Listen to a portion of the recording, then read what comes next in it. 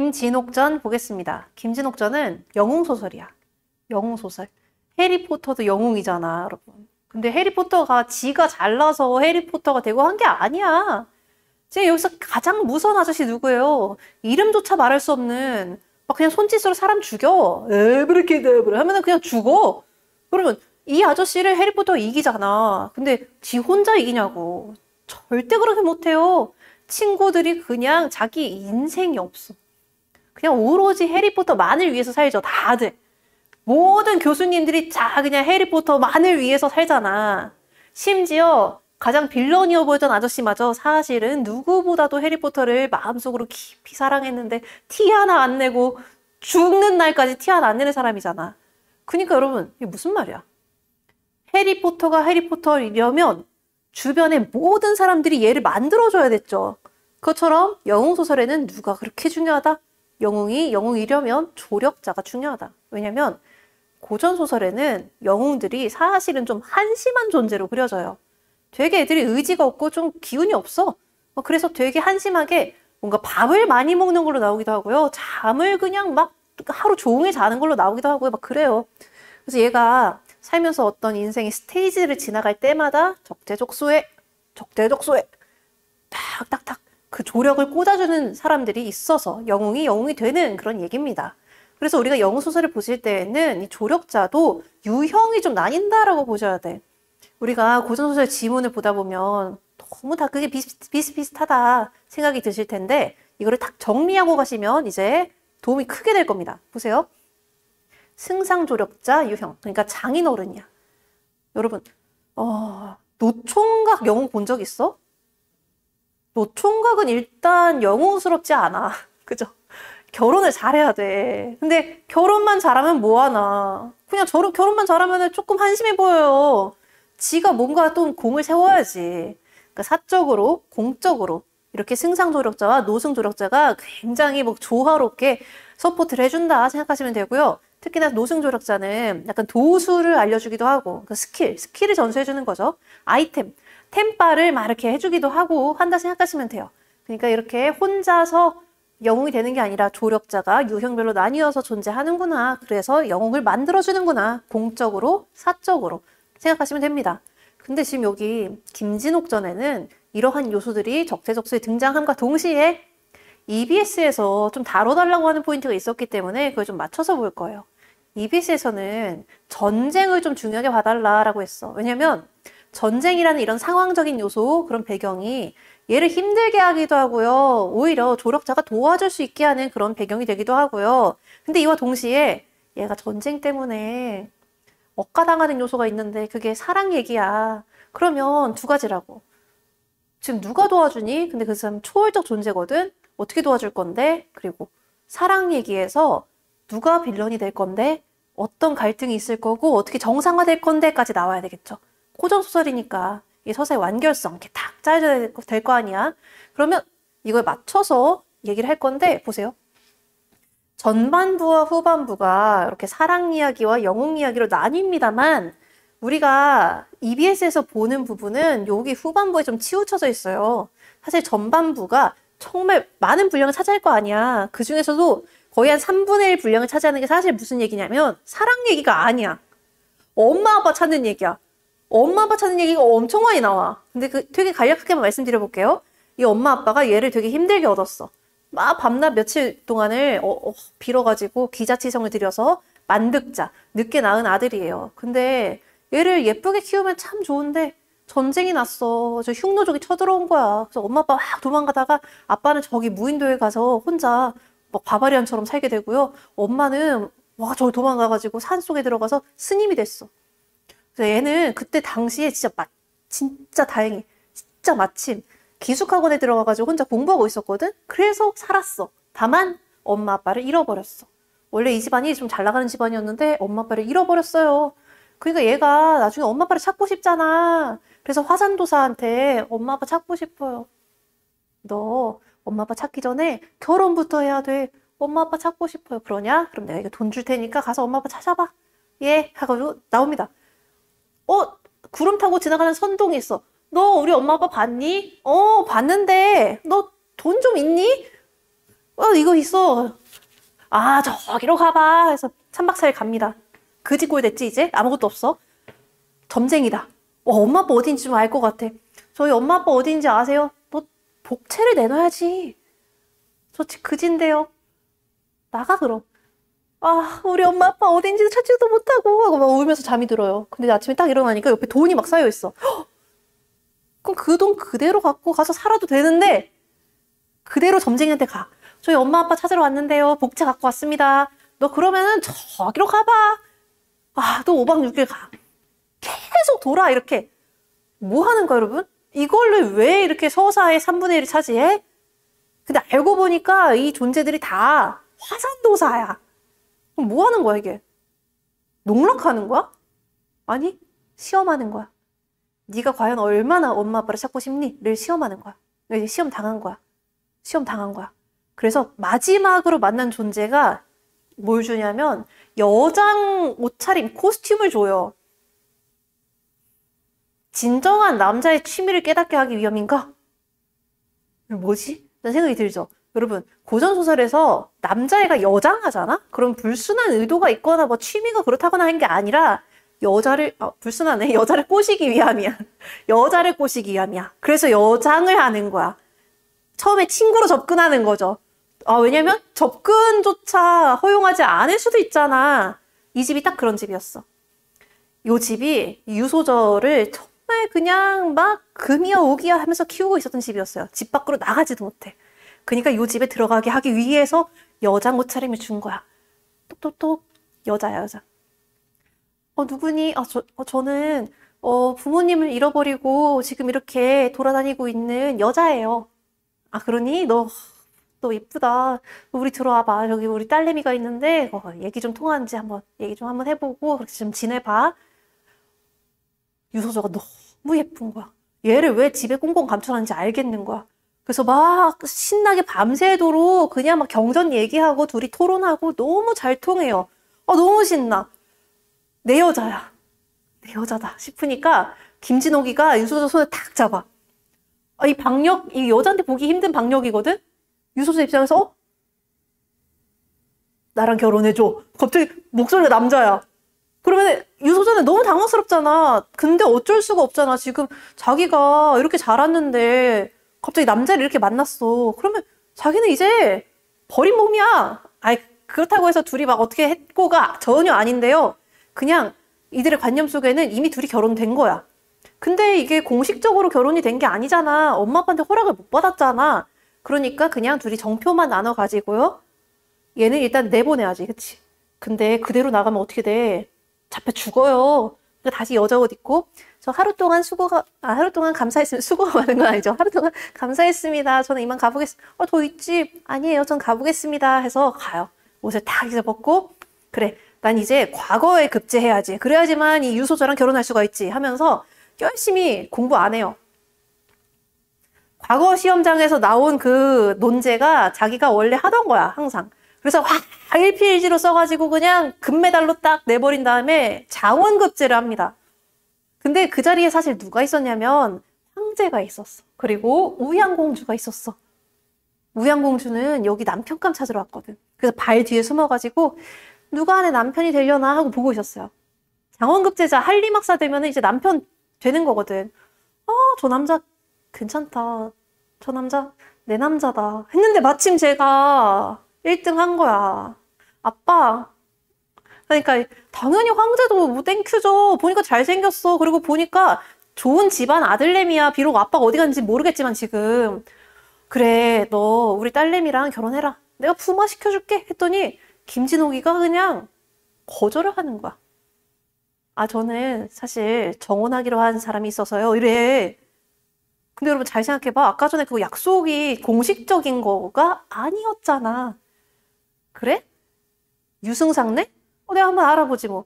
저 유승상 불러다 놓고 너희 딸내미가 지금 이 김진옥이랑 결혼하기로 했다는 게 사실인가 물어봐. 듣던 중 진짜 처음 듣는 소리거든? 말도 안 되잖아. 아니 우리 집안 딸은 저기 박승상네랑 결혼을 하기로 지금 혼담이 오고 가고 있는데요. 하면은 여러분 이게 뭐가 되는 거야? 완전히 그냥 구라쟁이가 되는 거잖아요. 미친 구라쟁이요 얘는 지금. 김진옥이 지금 구라쟁이라고. 그럼 얘 뭐가 되는 거야, 여러분? 큰일 났어요, 이제. 얘는 이제 우양공주 눈밖에도 났고요. 황제 눈밖에도 났고요. 이제 큰일 났습니다. 이 위기를 어떻게 타개할 것인가. 그치? 갑자기 하늘에서 벼락같이 조력자가 내려와야죠. 그러니까 이거는 뭐 자기가 어떻게 해서 잘 되고 해결한 게 아니야. 옆에서 도와줘. 누가 도와주냐면 요 엄마. 유소저 엄마. 유소저 엄마가 알고 보니까 황태후. 그러니까 황제보다 위잖아. 황태후면 황제 엄마야. 황태후의 집안 사람이었어요. 그래서 우리 딸내미가 시금을 전폐하고 저 박승상네 결혼 안 한다고 하고 김지동마님을 기다리고 있으니까 우리 어쩔 수 없이 결혼시켜야 되겠어 하고 편지 보내서 그냥 해결. 근데 무슨 떡밥이 지금 남았어? 우양공주는 화가 났어. 우양공주는 지금 화가 난 떡밥이 남아있죠? 그죠? 그런 상태입니다. 그래서 시간이 지나고 김진옥이는 잘 나가요. 그래서 대원수가 됩니다. 그러면 이제 전쟁에 자기가 대원수 직책이 돼서 대원수는 지금 우두머리인 거잖아, 군대에. 일장이 돼서 나갑니다. 아, 완전히 그냥 승전보를 막 울려요. 그리고 진옥이가 승리를 거두는데 화산도사가 너 여기서 너 혼자만 배 타고 이렇게 가. 나머지는 먼저 보내고 배 타고 가서 아빠도 만나요. 약간 무슨 느낌이야? 이대봉전 느낌이야. 그래서 지금 여기서부터 EBS의 서사가 시작이 됩니다. 우리는 황제, 공주, 유소저, 화산도사가 각각 어떤 역할을 하는지 그냥 자연스럽게 익혔고요. EBS에서는 이제 수중담 얘기가 나온다라 생각하시면 돼. 수중전쟁 얘기가 나올 겁니다. 여러분, 천상계와 지상계의 구도, 이분법적인 구도가 있다는 거는 고전소설에서 되게 클리셰스러운 부분이라서 여기서도 마찬가지로 존재하는구나까지는 괜찮지만 여기 수중계의 존재가 지상계랑 거의 동등한 비중으로, 동등한 층위로 다뤄진다는 게 여기의 핵심이야. 왜냐면 이대봉전 아까 예시로 들어드렸지만 이대봉전 같은 경우에는 거기 수중 전쟁이 그냥 흥미 위주. 그냥 그렇게 소비되고 말아요. 근데 여기서는 지상계와 수중계가 정말 중요하게 똑같은 층위로 작용하고 있다는 게 무슨 뜻일까? 라고 생각하면서 한번 같이 볼게요. 원수가 부친을 모시고 동자 따라 들어갔어요. 그랬더니 완전히 그냥 용왕, 별색이야. 용왕이 너무 극진하게 맞이하고 있고요. 얘가 막 아우 아닙니다 하는데도 막 이렇게 배려해주고 막 이렇게 해주고 있어요. 그런 상황입니다. 별건 아니고 용왕이 내가 부탁이 있어. 저기에 동국왕이 좀 말썽을 피우고 있거든. 그러니까 네가 어떻게 좀 해줄래? 아우 제가 어떡해요. 넌 할 수 있잖아. 맞아, 할 수 있어. 왜냐면 주인공이잖아. 각설, 여러분 각설 나오면 잠깐만 이라고 생각하시면 돼요. 잠깐만 이때 하고 됐고 이때 이러면은 이게 전환이 탁 이루어지고 있다는 거죠. 각설, 원수가 거느리고 바다를 건너던 장조리. 이거 뭔 소리야? 지금 얘는 수중계에서 이런 일들이 벌어지고 있는데 그럼 여기서 시간이 가고 있다는 거는 지상계에서도 시간이 가고 있는 거잖아. 여기 시간을 멈춰놓고 온 게 아니잖아. 그럼 지상계에서는 애가 안 와. 애가 안 오고 있잖아. 그래서 어떻게 되고 있는 거야? 얘 안 와요. 얘 지금 응? 얘 지금 이거 뭐 어디 가서 터 잡은 거 아니야? 모함이 시작되고 있는 거예요. 차시 그때입니다. 유승상이 그 말을 듣고 대경실색해서 돌아왔으면 좋겠다. 우리 사위 돌아와야 되는데 이러고 빌고 있는 거고요. 선시에 그 전에란 뜻이에요. 그럼 이게 장면이 계속 전환되고 있구나라는 것이 확인이 되고요. 그 전에 우양공주가 뭐 하고 있었어? 김진옥이 파혼하니까 다른 집안으로 시집 갔어요. 근데 김진옥이 이놈이 나를 지금 거부했잖아. 네가 뭔데? 가질 수 없으면 부숴버리겠어. 그래요. 우양공주가 흑화합니다. 아, 무시무시해. 그럼 우리가 정리를 한번 하고 가볼게. 전반부 결혼담에 부모 찾기 서사가 굉장한 비중을 이룬다 말씀드렸고요. 유소저와 결혼을 하게 돼. 비록 조금 힘든 일이 있었지만 그래도 잘 결혼합니다. 그리고 후반부에는 영웅담으로 우리 EBS에 등장한다고 했던 게 수중의 전쟁담이었죠. 지금부터 살펴볼 구간이 있고 그리고 누가? 우양공주가 힘들게 할 거다. 생각하시면 지금 요게 김진옥전의 다예요. 끝이에요. 그래도 한번 자세히는 볼게. 그래, 우양공주가 이렇게 좀 흑화될 만한 떡밥이 있었어요. 그래서 진짜로 모함을 합니다. 얘 지금 역모를 꾸미고 있고 얘 지금 어쩌고저쩌고 이렇게 모함을 하는 거야. 그러니까 상이 듣고 그렇구나 라고 여기고 유승상을 관직을 박탈합니다. 그리고 김진옥의 유소저죠. 유소저가 지금 감옥에 갇혀 있어요. 근데 감옥에 갇힌 유소저의 꿈에 누가 나오냐면 저기 선녀가 나와서 괜찮아. 너 조금만 버텨. 너 어차피 좋아질 거야. 이런 식으로 얘기를 해준다는 것은 뭐야? 초월계의 존재가 얘까지 도와주는 거야. 뭐라고요? 화산도사는 도교적 존재입니다. 선녀도 도교적 존재예요. 아까 용궁으로 데리고 간 거 선동도 도교적 존재야. 선자가 들어가잖아. 그러면은 도교적 존재야. 그래서 여기 도교적 존재들이 조력자로서 아주 큰 역할들을 계속 적재적소에 하는구나 생각하시면 되고, 낭자가 그걸 듣고 안심하고 있습니다. 그리고 각설 이러고 있죠. 또 김원수가 이제 어떻게 하겠어, 여러분. 여기 전쟁에서 이기겠어, 지겠어? 이기겠죠. 질문. 수중계에서 전쟁 얘기가 나오는데 그 전쟁 얘기가 얘가 이긴다라는 것은 뭘 하기 위함이야? 그래요, 재미요, 재미. 근데 재미인데 얘랑 동등한 비중으로 나온다는 게 뭘 의미하겠어? 지상계에서는 지금 어떤 일이 벌어지고 있습니까? 지상계에서는 모함이 있고요. 얘가 지금 위기를 맞고 있어요. 근데 여기서 어떻게 되고 있다고요? 잘 되고 있다고요. 그러면 사람들이 글을 읽으면서 혹은 뭐 얘기 들으면서 어떻게 생각하게끔 유도하는 걸까? 아, 얘는 수중계에서 이렇게 왜 잘 나가? 지상계에서처럼 박살나야지 하겠냐고. 가 아니라 수중계에서 이렇게 잘 되는 애인데 지상계에서 이런 고난을 겪고 있으니까 이거 좀 이렇게 좀 잘 돼야 될 텐데 정당성을 주는 거야. 정당성. 이런 환상적인 세계에서 잘 되는 애잖아. 그러면은 지상계에서도 잘 될 수 있을 만한 그러한 정당성, 그런 당위성이 부여가 되는 겁니다. 그래서 요 두 세계가 비중이 동등하게 나오는 게 무슨 의미가 있는지를 우리가 아셔야 된다라고 얘기했던 거 다시 한번 기억을 해주시고요. 뭐 하는 거겠어? 싸우고 있습니다. 동고광이 너 어디 좀도둑 같은 새끼가 나한테 덤벼. 무례하시군요. 싹둑 이렇게. 근데 그 싹둑이 바로 되진 않아요. 이런 부분은 여러분 만약에 시험에서 등장을 하잖아? 그러면 묘사하는 부분 같아 보이는 거는 조금 빠르게 읽으셔야 돼. 왜냐면 사건이 전개가 훅훅 되는 게 아니라 좀 지지부진하잖아요. 한 장면에 집중하고 있잖아요. 집중하고 있습니다. 그냥 열심히 싸우고 있는 장면입니다. 열심히 싸우고 있고요. 결국에는 탁 잡아서 쿡 치고 죽여버립니다. 그러면 승리했네. 그러니까 용왕이 아우 고마워. 내 청을 들어줬구나. 고마워. 뭐 해줘야 되겠어요? 선물도 주고요. 잔치도 벌여주고요. 해야 되겠죠? 그죠? 잔치를 벌여주고 있습니다. 그러고 있어요. 용왕이 지금 보시면 원수로 동해군을 봉하고 그래 관직도 주고 있고요. 수중계에서도 관직이 부여가 됐네. 그리고 잔치도 벌이고 있고요. 여기 잔치 오는 인물들이 알고 보니까 뭐다? 전생에서 다 만났던 사람들이구나. 어디? 천상계에서 다 만났던 사람들이구나. 여러분 천상계 인물 이거 어떻게 알아요? 아니 원래 김진옥이가 천상계 인물이었다가 지상계로 떨어진 적강화소가 들어있으니까 알죠 라고 생각하시면 된다 이거예요. 영웅소설은 원래 그렇잖아. 그게 클리셰잖아. 뒷장면이 뭐냐면 막 어려운 건 아니고 그냥 딱 한 가지만 기억하시면 돼. 누가?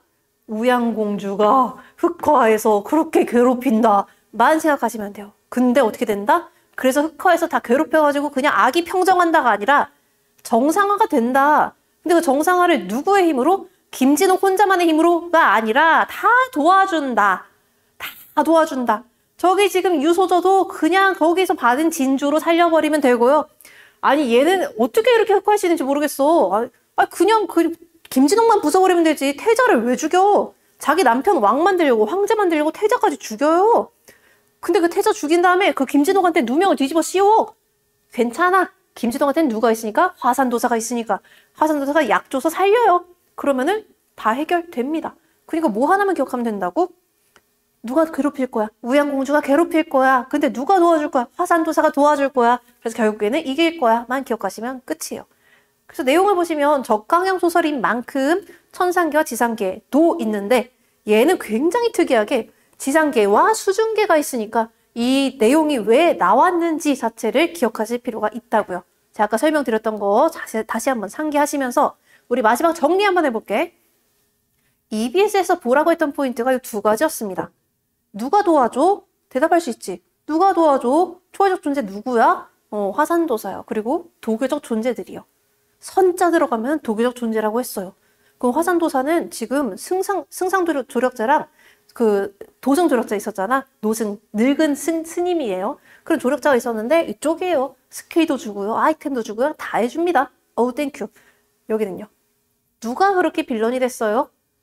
저 남자 내 건데 네가 뭔데 가져? 그러면은 그 남자도 너도 부숴버리겠어 한 우양공주요. 그죠? 근데 결국에는 너무 감사하게도 이들이 도와줘서 우양공주가 그치 정상화 당했습니다. 라고 생각하시면 됩니다. 그래서 김진옥전은 아까 말씀드렸다시피 결연담과 영웅담에서 수중전쟁 부분이 EBS 다뤄지고 있는데 이 앞부분에 화산도사가 계속 도와주는 구간이 출제될 수도 있고요. 아니면은 우양공주 앞장면 뒷장면 구성을 해서 우양공주가 얘를 가지고 싶었지만 그러지 못하고 흑화되는 장면이 나올 수도 있고요.